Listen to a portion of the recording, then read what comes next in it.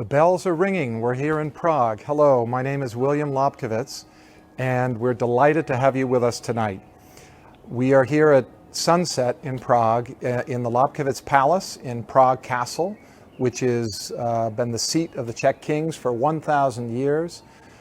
This building actually dates back to about 1100, and it's currently a UNESCO World Heritage Site and the seat of the Czech president, and we are the only private owners here in the Prague Castle. So we're at a very historic moment because everything is on lockdown. So the Prague Castle, I don't think it has ever not had people. It has about 5, 6, 7 million people a year coming through here. And right now there are two of us, me and my son. And Will, if you would turn the camera around and so they know you're here. Hello. So we are your entertainment this evening, and we hope we've never done this before. It's a live virtual tour, and we're very excited to show you around the Lobkowicz Palace and tell you a little bit about our city. So as we haven't done this before, I just want to warn you in advance, if we do get moments, I mean, this is literally going with a handheld thing and my son's iPhone. So these places obviously weren't built for that. The walls are 6 and 8 feet thick. So if we do go in and out a little bit, please bear with us. We're learning this as we go. And also, if you want to ask questions along the way, we're going to stop at certain points where you can do it. And also at the end, we'll have a longer Q&A. So don't worry, we'll give you a chance to ask any questions. They'll come in on a feed to William, and he will throw me questions at certain points.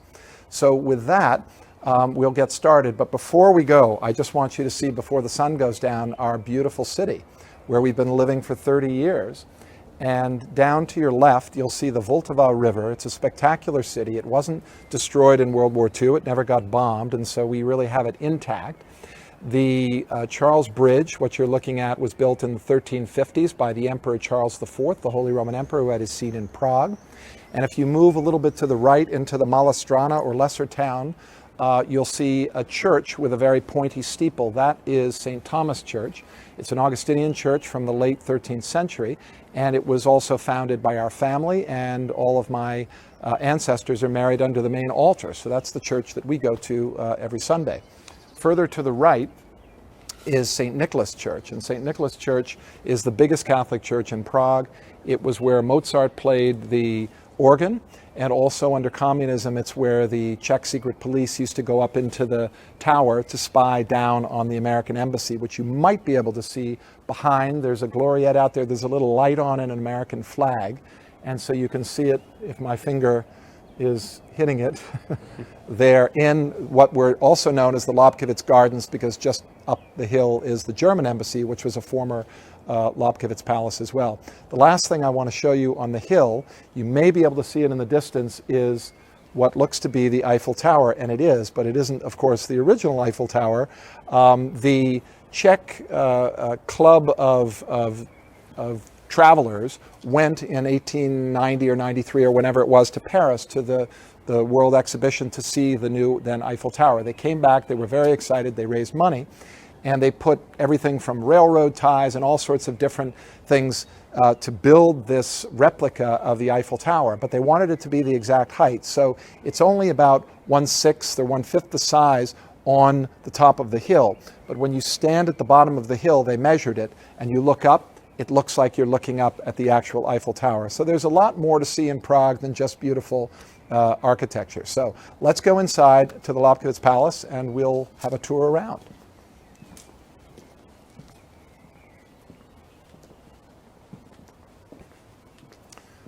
So the balcony is a wonderful place that we use very often for our parties and activities and concerts and conferences and all sorts of things. And this is one of the most beautiful rooms. This is the balcony room, we call the balcony room. And the ceilings are from the mid-17th century, when the second Prince Lobkowicz did a Baroque reconstruction of an original Renaissance palace.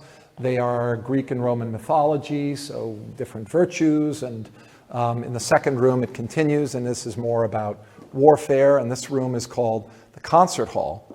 And this is where we have the concerts, Viking concerts, when the visitors come here, and our beautiful piano. And there's something here that I want to take the opportunity always to embarrass my children, as I'm sure many of you will understand that. And so I'd like to tell Will these beautiful fireplaces here, but I'd like to have Will tell me what went on here.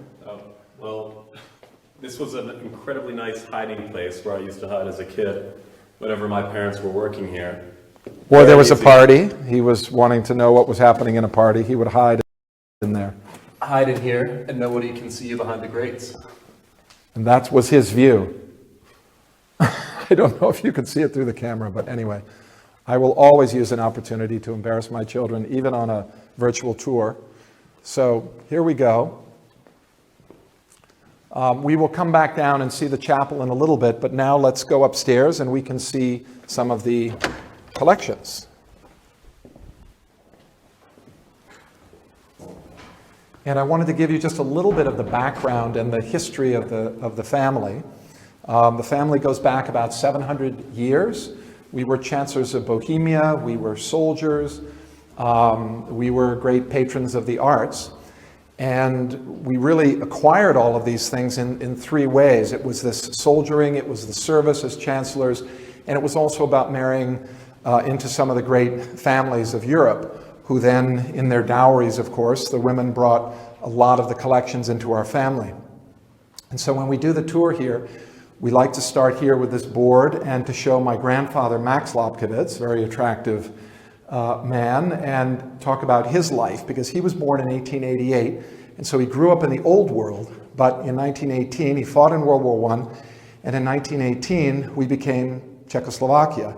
So Thomas Masterworks was the first president, and Max was very influenced and really thought that was the future, so he really became a Republican and a patriot of the new country, which obviously was very different than his past and his upbringing. And in fact, his father didn't like that so much, and they didn't speak to each other for about 10 years. So it was very dramatic times, and we found recently a picture of Max at the very first delegation of the new Czechoslovak government in 1920 in London. So we're making a lot of wonderful discoveries. And during the 1920s and 30s, he became a lawyer, and then he joined the foreign ministry. And then in the 1930s, of course, all of the problems started with Hitler. And by the end of the 30s, Max had to escape. He was warned by my grandmother and got out the night before the Nazis invaded. So he was very lucky. He was on Hitler's blacklist to be killed, of course. They arrived in London, and then, of course, it looked like the Germans were going to be invading England. So he packed up my father and his two younger brothers, and I think we have a picture of that, and they went off with their nanny to America, to Boston, where a woman named Sylvia Warren put together something called the Warren Refugee Committee, and they brought over children from Central and Eastern Europe and put them in families in the New England area and wherever they could to save these kids. And so we were one of these families, and Sylvia Warren actually let the boys live in her house, and they didn't know how long things were going to last, and they ended up living there for 6 years. So it was really quite something. In the meantime, back in London, my grandfather and grandmother stayed there, my grandmother being British. My grandfather was in the government. Again, I think he was very active, was with, I think we also have a picture somewhere of Winston Churchill and a delegation that had come, so you see my grandfather on the right of Winston Churchill. And the Nazis in occupied Czechoslovakia had taken over our 250-room ducal residence of our family, where my dad grew up until he was 12. And there we have some photos. It was a SS Hitler Youth training camp. And so this was really a very sad state of affairs. And all of the collections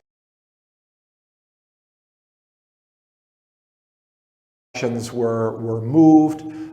They took our library, had an archives of 65,000 books, and millions of archival documents had been moved, and they turned those spaces into latrines, into toilets for these SS Hitler Youth who were being trained to become the new leaders of the so-called Thousand-Year Reich. So after the war, my grandfather came back, and these collections were saved by the Monuments Men, and we'll talk more about that on the tour. And then in 1948, my grandfather again narrowly escaped the communists, made it to Boston, and that's why our family and why I speak with an American accent. So that's a quick bit on the background. So let's go in and see the collections. And then, of course, I came over in 1990 and so have been here 30 years and studied European history and music and all. And we started the restitution process in the early 1990s, and it took us about 25 years, but we got everything back. And now what I'm about to show you is the product of all of that work, and I'll tell you a little bit about what we're trying to do with it in the future. So we'll go into the first room.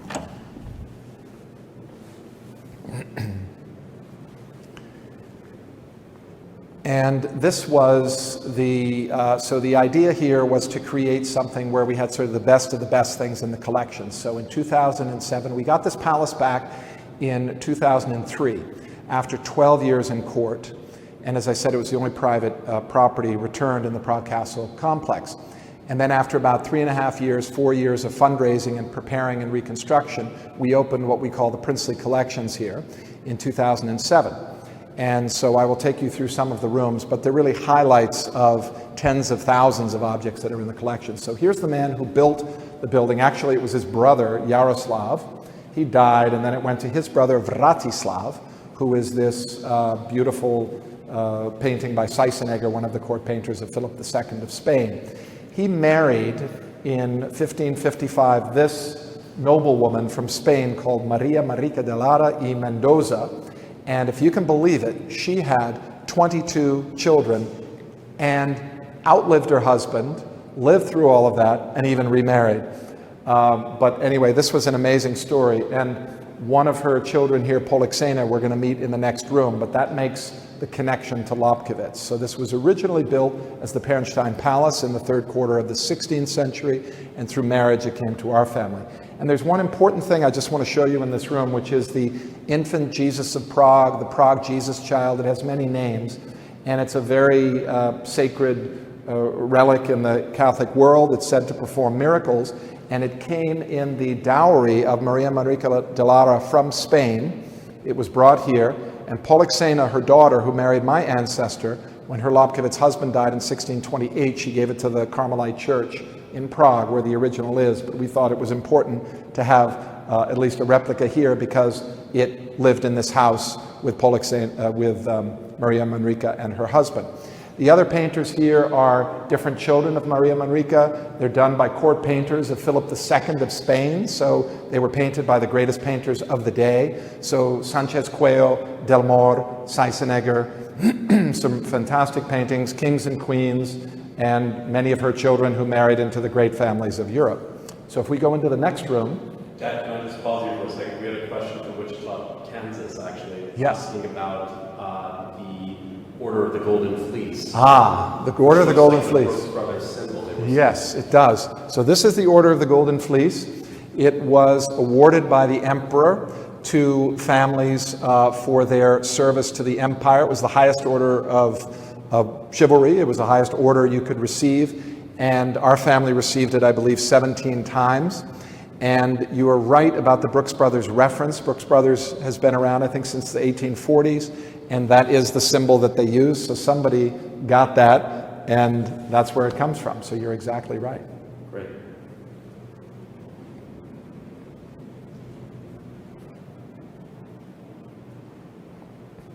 So we'll continue into the second room, where we have some more of the dynastic, what we call the dynastic paintings. So the little girl that you saw with Maria Manrique is here, and this is Polixena. So she married, her first husband was this man called Wilhelm Rosenberg, which was another great Catholic family in South Bohemia. He was Supreme Burgrave and very, very wealthy family. They died with no children.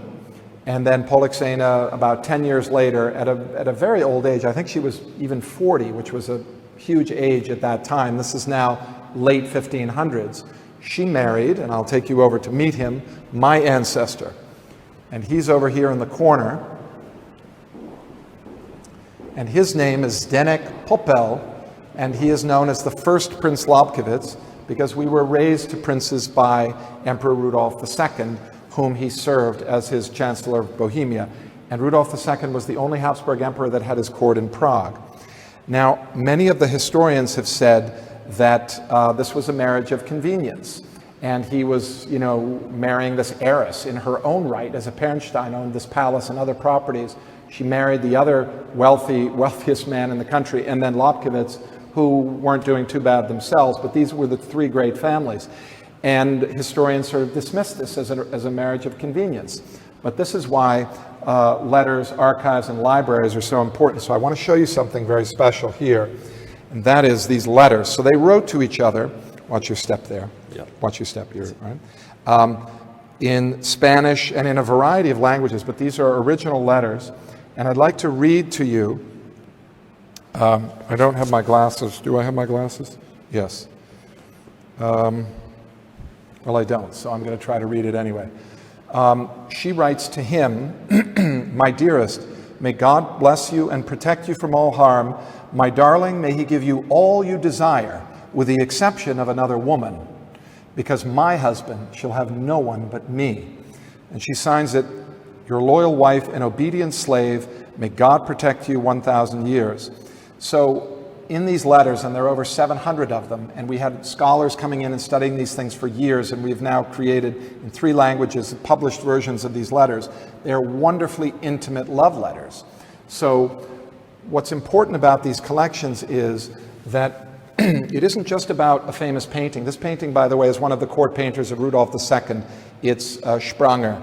But it isn't just about the personages. It's about people that come into our museums. They want to know, but who were these people? Why are they important? Why should I care about them? Why are they relevant to me today?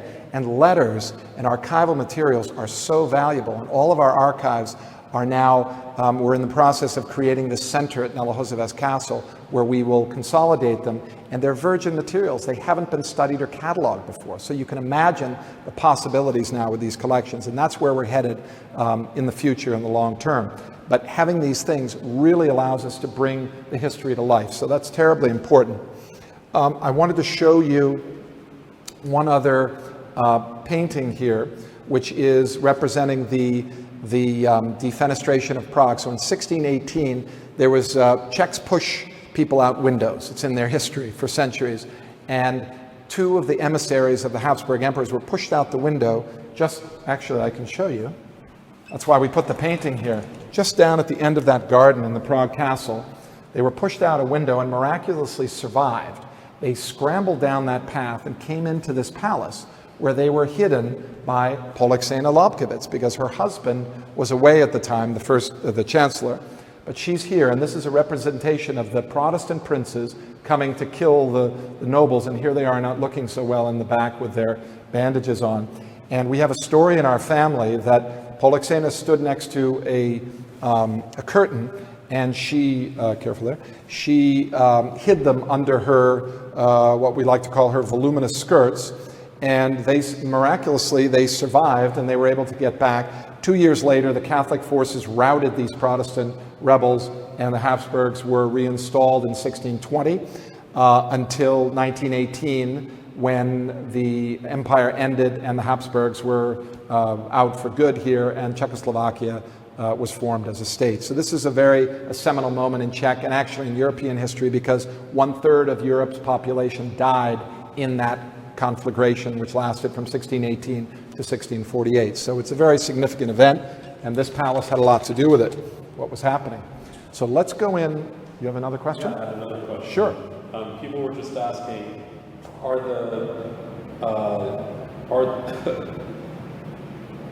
when your family came back, how difficult was it to track down all of these paintings? Where were they distributed? Well, it took us 25 years to get everything back. We had no papers. So we went to, people came out of the woodwork, first of all. People that had worked for our grandfather, grandparents, the children. They had boxes in the attic. They had saved things.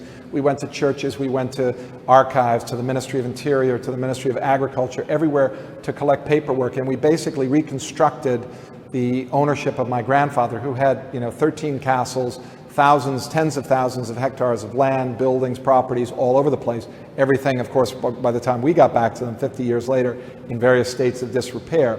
But it was all of that information we had to gather first. So it was years of gathering information and then going step by step, tracing papers to wherever we were, and then finally getting things back, but it took a long time. Oh, and one more thing I want to show you here before we go. The first prince and Polixena had a son, and his name was Václav Eusebius, so that's very important to keep the male heirs going. Polixena didn't have any children in her first marriage, and everyone thought it was her problem, but it was actually his problem, Rosenberg's problem. Fortunately, they had a son, and that's why we are now in roughly 20th generation of Lobkowiczes here. So he was a very important man from 1607 to 1677. He was Chancellor of Bohemia like his father and his grandfather. He was head of the Imperial War Council and armies during the 30 Years' War. He married a Czech woman first, and then this well-known family from Germany called Sulzbach. And through this marriage, he got a seat on the Imperial Diet in Regensburg, could strike his own coins, formed our first Lobkowicz regiments, and actually couldn't be prosecuted in a court of law, which we like to say, well, it's been downhill ever since that moment. But anyway, he served this very important lady, and you may recognize her. This is a painting by Velázquez, and this is the Infanta Margarita.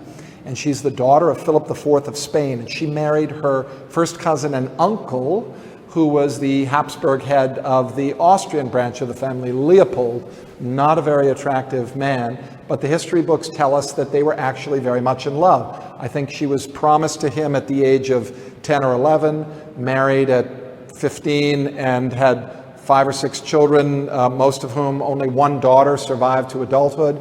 And she died in childbirth, I think, at the age of 21 or 22, so very short. But you'll recognize her face also because this is the subject of Las Meninas, the great painting of Velázquez that's in the Prado in Spain. So this is one of the great paintings in our collection. So now let's go to a completely different topic, which is decorative arts. And we've put out a few things. There are many thousands of objects in our collection in the decorative arts field. They start in the mid-16th century with Italian maiolica, habanero from Central Europe. We have, from Lombardy and the Pavia region, beautiful polychrome pieces here on the left. We have Meissen, early Meissen on the right, the flying dog pattern, or Fliegende Hunde, which is very beautiful stuff. And many sets of this, as you can imagine, because there were a number of castles that need to be filled. This is another one called Deutsche Blumen, German flowers, early Meissen. This is actually, this blue stuff here is a factory that the family owned in the middle of the 19th century, and beautiful things that were made here in the Czech Republic. But what I want to tell you about actually is this Delft collection. So this is very rare. A woman here, Eleanor, so we had 2 Lobkowiczes from different branches marry each other. That's Eleanor and that's Wenzel on the other side. And Wenzel was an imperial ambassador and was on his way to Spain. And his wife said, can you pick us up some new plates and dinnerware? So he did in Holland, in the most famous place, which is called Delft. And so this dinner service dates from 1685, and they were made by a man called Lambertus Clephius. And it's a full dinner service, 155 pieces. And we thought, well, it's beautiful and we can display it, but we learned a lot about it when we lent about 60 pieces of this 10 or 12 years ago to the Rijksmuseum in Amsterdam, and one of their experts came and told us the history. And actually there isn't much of this in the world, because the Dutch, being merchants, they threw out the old stuff and bought the new stuff. We used this. And then when, this is earthenware, so it breaks very easily.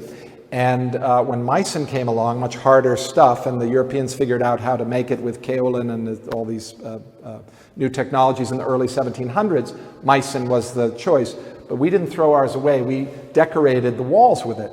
So that's the only reason that there's one full dinner service in the world, and it exists with us, and it's here on display in the Lobkowicz Palace. So this is really one of the great treasures, decorative art treasures of the collections. Now, we put out a few things in the religious room. There are about 68 pieces out in this room, and there are too many things to go over, but we tried to represent some of the monstrances and beautiful crosses and reliquary heads. So here's a beautiful piece. This is from about 1320. It's a reliquary head bust, so they would put the bones of saints inside. The top is missing, but it's beautifully made. It's gilded copper, and it's St. Ursula. And we've lent this to the National Gallery here. We've lent it to the Metropolitan Museum in New York. And it's really a wonderful thing. And it's had this incredible story because it was treasured and then it was lost for quite a while. And no one knew where it was. And then it turned up in the 1920s in a box of theatrical props in one of our family castles at the summer castle called Jezuji. So it was rediscovered and someone sort of said, this looks like something pretty good. So they took it and obviously said, yes, this has been missing for centuries, who knows. But this is a very special and wonderful piece. And here's one of the great paintings in the collection. We're going to see more soon, but this is Lucas Cranach the Elder. And this is where I'd like Will to talk about this just very briefly about the Monuments Men. And tell us the story, Will. Sure. So we've been getting a lot of questions online about where all these works of art moved and where they were distributed, how the Nazis used them. And this piece in particular is quite beautiful. It's by Lucas Cranach the Elder, and he's one of the greatest German Old Master painters of all time. And it was one of the pieces that were taken by Adolf Hitler to actually be put in his personal collection in Linz. And that consisted of 6 pieces that were taken from our collection in particular. And they were going to be displayed in the Rijksmuseum that he was going to create at the end of the Second World War when he was going to create his new cultural capital in his birthplace of Linz. And so this was found in a salt mine in Altaussee in Austria by Monuments Men. And you may have seen the movie by George Clooney, or there's a great book by Robert Edsel about the Monuments Men. But these art curators and soldiers were working across Europe to try to find and reclaim all of these pieces and get them back to the families where they were taken from. And much of the collection was actually distributed all around the Nazi Reich at the time. A lot of the arms collection as well was seized by Hermann Goering. There were also other members that were generals and so forth that were actually stealing different pieces of art to actually display in different castles, or they would seize buildings themselves. My father talked about the 13 different castles that were in the hands of the family. A lot of those were seized to be turned into either military facilities or to actually house many of the German generals. But I think, Dad, on the subject of generals, we can move on to the next. Yes, well, that's a good segue into the arms and armor room. So here there are many pieces displayed. We have over 500 pieces in the arms and armor collection. It's the 3rd biggest in Europe, and very little known about it yet, so I think you'll be hearing more about it. We're doing studying, cataloging process right now. But there are a couple of wonderful things. This is the second prince's suit of armor, and you can see him also behind when Will pans around here, dressed up with his general's baton. And the castle below, which he built, took 25 years to build, Rodnica Castle, where my father grew up here. And this is also where the Nazis, we talked about earlier, the SS youth camp. Let's move through this room. Oh, and well, also to show you, let's look at one of the guns. There are beautiful things. So these were made mostly in Prague and Vienna. And here you'll notice, so there's something a little bit different. And this is a Turkish barrel. These were really prized. And the Turks got up to Vienna in 1683, nearly occupied Vienna, but were saved by John Sobieski, the Polish king, and Eugene of Savoy, and these other heroes. So a lot of this stuff was left on the ground when they ran. And so you have a Turkish barrel put on a beautiful either Viennese or Prague stock.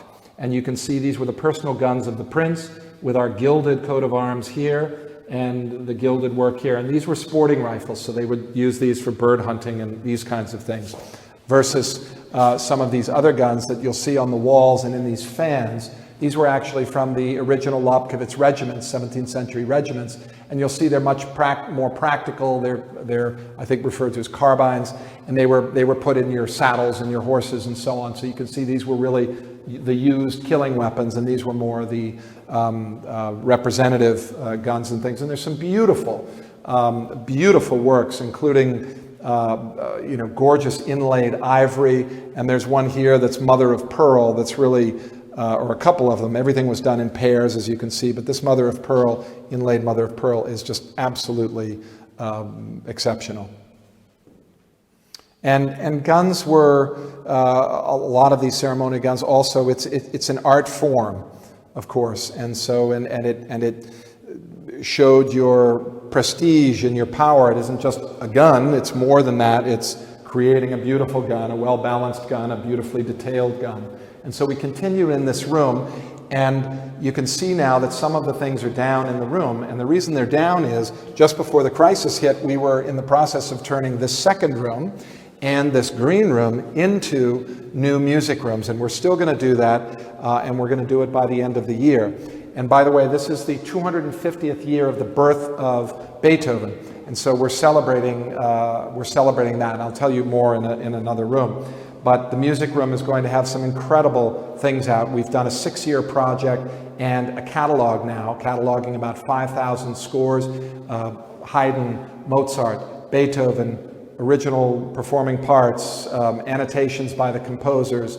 The family spent a lot of its wealth and money on music. But again, I have a surprise for you in the other room, so I'll tell you more about the music in a moment. But these rooms, we hope by December, God willing, will be turned into 2 amazing rooms. Now, as we move through, there isn't much else in this room except one painting. And the reason it's one painting is because this is the greatest Old Master painting in private hands. It's by Peter Bruegel the Elder. It's called Haymaking, and it was painted in the middle of the 16th century. And he painted 6 paintings. And 5 are known now only to exist. There was a book you may have read one day in the past called Headlong by Michael Frayn about the missing Bruegel, but this is that series. And so 3 of the 5, 3 are in the Kunsthistorisches Museum in Vienna, 1 is at the Met in New York, and this one here, this one being the finest of the 5. And the painting is just spectacular. It's the pinnacle of Dutch Flemish landscape painting. And it has just such incredible detail, the power of nature and these strong, forceful people that are here, and the balance of nature here. And it also has a lot of interesting little details as well. One, and the most interesting, is in the very back, you'll see a walled city on a river. And it was never known that Bruegel came to Prague, but it looks very much like the walls of Prague. And so we have a lot of historians that come here and are interested to see if he ever traveled here, even though it isn't known. Now we've come into the Carl Kroll room. These are mid-19th century paintings of our castle. Carl Kroll was a very trusted painter, very high quality painter, and he documented all the family castles. We have 6 watercolor paintings. I don't know if you can see these very well in the light. This was the inspiration for the room, and so you'll notice that some of the chairs, the piano, even some of the objects here are actually in this room, these exact objects. So we tried to create a place here, but also we wanted to bring it to life. And so I'm going to ask you now if you would just listen to a recording. This is the only recording of my father, Martin, who passed away in 2014. But he was so happy to be able to come back here, and it's him describing his experience of returning here. And the music that you hear is the music of the Czech national anthem, which is entitled "Where Is My Home?" So please enjoy this.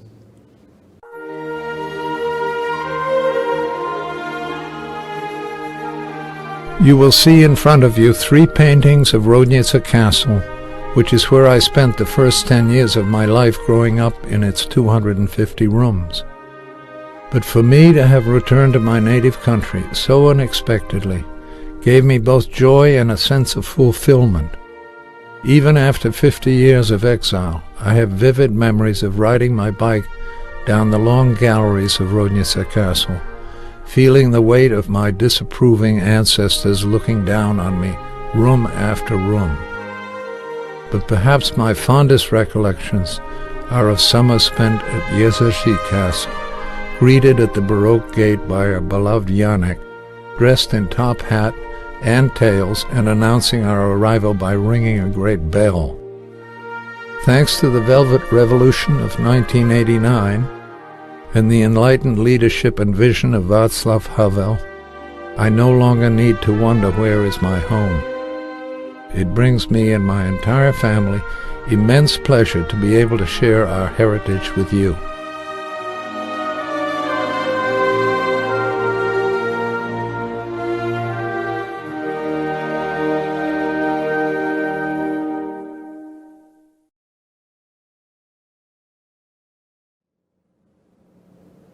Okay, so welcome back.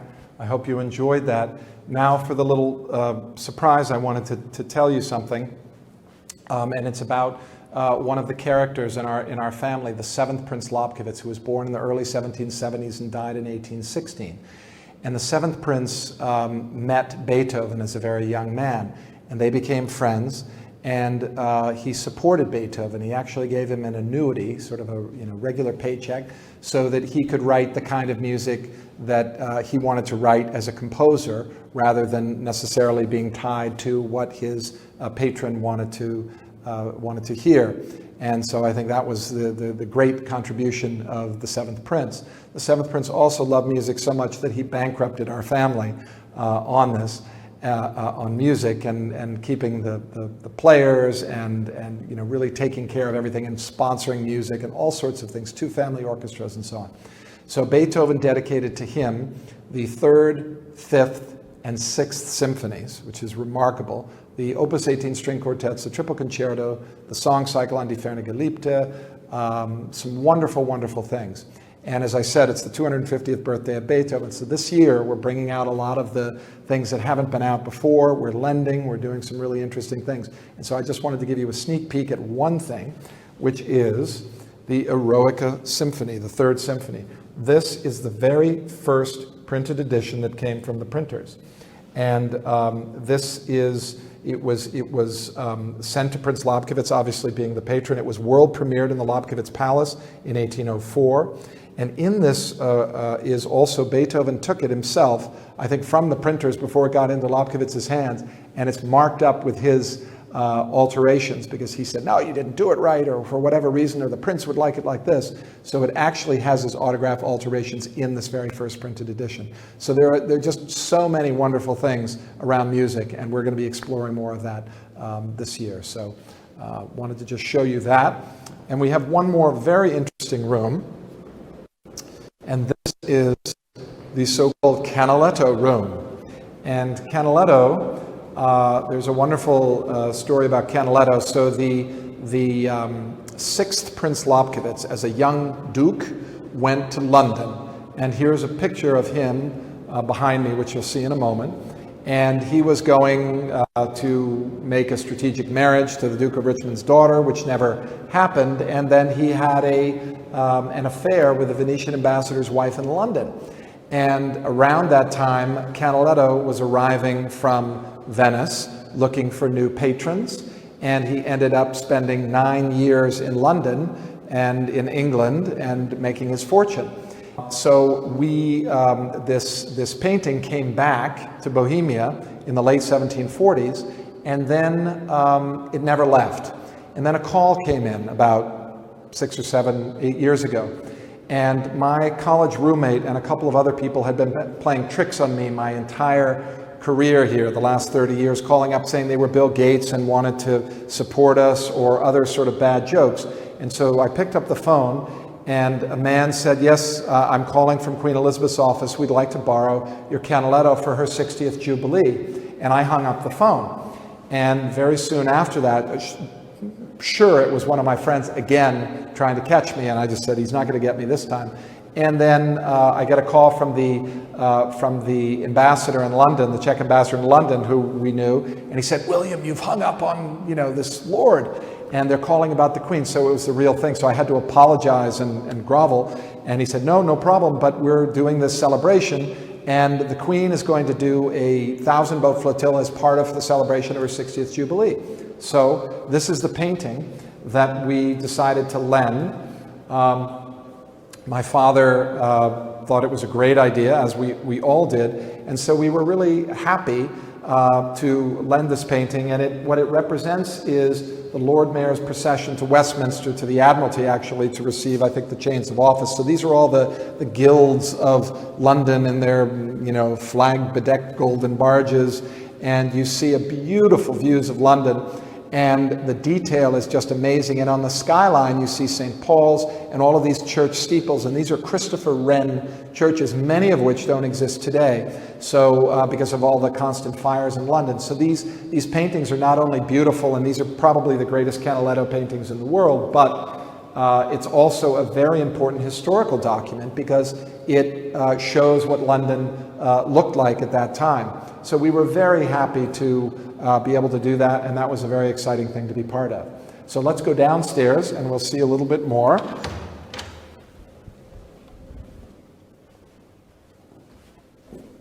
All right. So this is our main staircase coming down. Dad, we're getting more questions about restitution. Yes. And people are asking how many different locations everything was spread across. Yes. We added it up one day because everybody kept asking us that question, over 100. So it was quite an adventure for many years, decades actually, to find all of the objects and bring them back. And there were various some were very easy, some took years, some we lent. We left on loan to different museums or different places for a variety of reasons. So it was a mixed bag of things that we did, but eventually everything came back. So you can tell us a little more about this room here. Yes, so we are in the family, it's a very small, but the family sort of inner sanctum, the chapel. And this chapel is dedicated to the life of St. Wenceslas, of Good King Wenceslas, you know the song. He was murdered by his brother, very sad story, but it's the story of his life. These ceilings, again, you may remember earlier, are from the middle of the 17th century by this man called Fabian Harovník. And the painting behind, and the picture of St. Wenceslas, is by Peter Brondel, who was one of the great Baroque Czech masters. And so that's a little bit about this room. So I'm happy if you have more questions, we can... Well, we have another question about what you were doing in the United States before the Revolution. Before the Revolution. So I'm a 1984 graduate of Harvard. I studied European history and music, wondering what I was ever going to do with that. And now I know, so that worked out well. I started out in New York in a bank training program, and then I came to Boston, and I was a real estate broker for about 5 years, renting out high-rise office space in historic properties in Boston, like 73 Tremont Street and some other things. So that was a taste of cultural monuments, which was actually quite useful as I was involved in the early part of also the restoration of the buildings. And then in 1989, of course, we were watching our TV sets and saw the East German refugees that were jumping into the West German embassy in Prague, creating the chain reaction of events. And by Christmas time, we had our poet, playwright, president Václav Havel, who was a great inspiration. His brother came in very early 1990 and visited us in Boston. My dad hosted a dinner for him there. We met some of the local Czech communities, and Ivan Havel basically said, come back, we need all of the Czechs to come home. And we were very inspired, and it was the call of the roots, nothing more. There were no restitution laws yet. There wasn't any other reason except to come back and be part of these great changes that were happening here. And this country has just been absolutely amazing. And I think it's important also to point out that I couldn't have done that myself. I was 28 years old at the time, or 29 years old. And it was really my parents, my father, when the restitution laws were being written between 1990 and 1992, I said, Dad, what do you think? Can we, if I get a lawyer and we can file some claims and see what happens? And I said, do you have any money? Because I don't have any money. And he was 63 at the time, and my mother was 61 sorry, I shouldn't say my mother's age, but anyway, 63 at the time. And he said, yeah, I've got a little bit of money saved, but all he said to me was try not to lose it all. And that was the seed capital that allowed us to start this journey that none of us knew where it was going to end, but we always said at home, you know, what would we tell our grandchildren if we didn't even try? So everything has continued. It's been, you know, of course, it's never easy. There are bumps in the road, but we've been very fortunate to be here. The Czechs were the only ones that did restitution. And yeah, we just kept working very hard every day and moving along. And my mother, God bless her, was really the driving force behind the AFPCC, the American Friends for the Preservation of Czech Culture, which was a nonprofit she founded in 1993 with my dad. And still to this day, she basically has been just telling people in the States about what we were doing and if they were interested in culture, to get involved. And it's with that involvement, actually, and this gives me an opportunity to thank, I think we have something like 500 members now, these people that have made everything you've seen today is made possible by the AFPCC. That is all under the auspices of this foundation. So if it weren't for her and incredible, mostly American generosity, but not only, we would never have been able to open these collections for the world. So that's too long an answer, but it's part of the story. So it's been a big team effort, a lot of people involved in this process, and my wife, who's in charge of all of the collections and managing the collections through a local charity that we set up in 1994 here, and with a staff of just 6 people. So it's remarkable what they do, education programs, international loans, and all the activities that we do every day. 3.5 million people have visited the collections over the last 30 years, so it's, yeah. And we have another question about what the state of the buildings were like when you got them back. Did the palace look like this when you first came in here? No, or we had to completely reconstruct the palace and borrow a lot of money, which I think, Will, you may be paying off by the time you're an adult. But anyway, it needed to be completely redone. Most of the places were in, I think Nelahozeva's castle was in about the same shape as when we left, but all of them have needed, as you can imagine, millions of dollars of reconstruction over the decades. And we've just done it piece by piece. Each year we raise a little money there, we rent out some rooms, save some money, fix part of the roof, fix the gutters.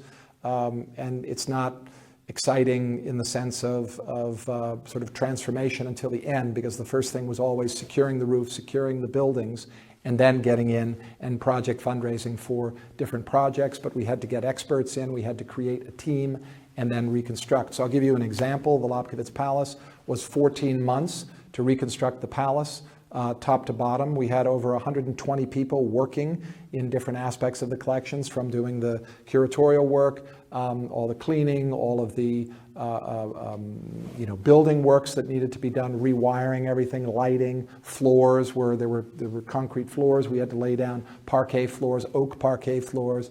So it was really a ton of work, but I hope you think worth it. We're getting a lot of questions about, do we speak Czech? Are we dual citizens? Maybe you could give them a Czech tongue twister at some point as well. Yes, we do speak Czech, not perfectly. I can tell you a couple of fun things. One is strč prst skrz krk, which means stick your finger in your throat, and it has no vowels in it. Everything I gave you was just consonants. So that's one that people love to use. There's also an R that has a funny sound called R.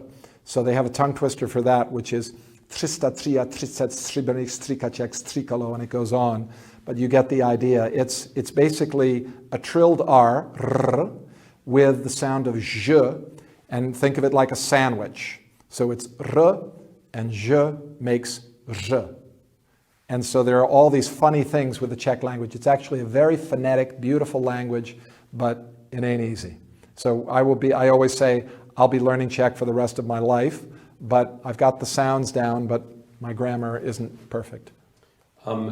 People are also asking if I have any siblings. I can just say I have two younger sisters who aren't here with us here today. And there's also my mother, who has done a fantastic amount of work around the collections come over here, next to you. and has done quite a bit to actually put all of this together. But maybe, Dad, you can talk about the curator program that they put together. So one of the many, many things that Sandra, we've had hundreds and hundreds of scholars and student programs. But Sandra, one of her initiatives, one of the an award-winning initiative actually, is something called the Junior Curator Program. And what we do is every year there are about 60, 70 students from the International School of Prague who come, and they're given objects from the collections that are from our depots, so they haven't been seen before. And they're asked to figure out what they are, what their context is in history, and they do a 2.5-month accredited program with the school. And this is now in its, I think it'll be its 11th year this year. And the students then make a huge presentation here in the last place we're going to take you as a surprise, on the Imperial Hall, to 200 or 300 people. So it's one of these wonderful programs, and it's taken off. Every international school here is now doing it practically. We've got all sorts of Czech schools that are doing it. So this is one of the programs, and again at Nelahozeves Castle, where we're going to build this library and study center. This is one of the places that we want to really expand this program. And also out there, we're doing a lot of music initiatives, and we're partnering now with a lot of schools and musicians and young musicians. And we're about to embark. We've done the master plan, and we've actually gotten the construction permits already as of the beginning of this year for the Antonín Dvořák birth house. Antonín Dvořák did the New World Symphony and was in America for 3 years in the late 1890s and helped us find our own American voice. So we're going to make this hopefully a beacon of light around his life, and make Nelahozeves a center of learning in the future. So that's where we're headed in the future. And now, let's head to one more room before it gets completely dark, because it's now in Prague, it's 9 o'clock, or almost 9 o'clock in the evening, but we're still going.